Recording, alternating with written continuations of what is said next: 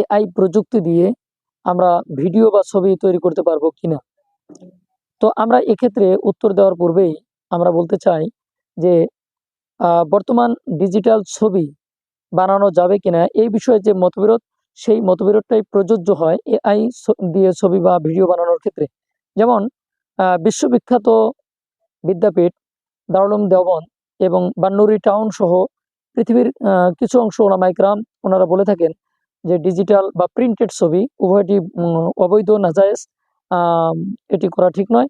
আর করাচি সহ এবং সৌদি আরব, Lebanon, Kuwait, Pakistan এবং মিশর সহ সারা পৃথিবীর বিশাল একটি অংশ ওলামায়ে কেরাম ওনারা বলে থাকেন এই বিষয়টি হাদিসে নিষিদ্ধ যে ছবি রয়েছে বা হাদিসে যে নিষিদ্ধ রয়েছে ওই বিষয়টির অন্তর্ভুক্ত হবে না।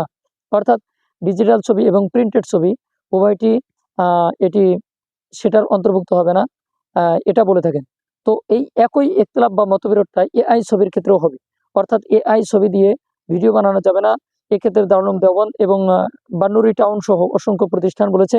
আরও তার চেয়েও আরও অনেক বেশি প্রতিষ্ঠান যারা বলতে চান যে এআই দিয়েও ক্ষেত্র বিশেষ প্রয়োজনের স্বার্থে উম্মার জন্য এআই দিয়ে ভিডিও বা ছবি বানানো যেতে পারে।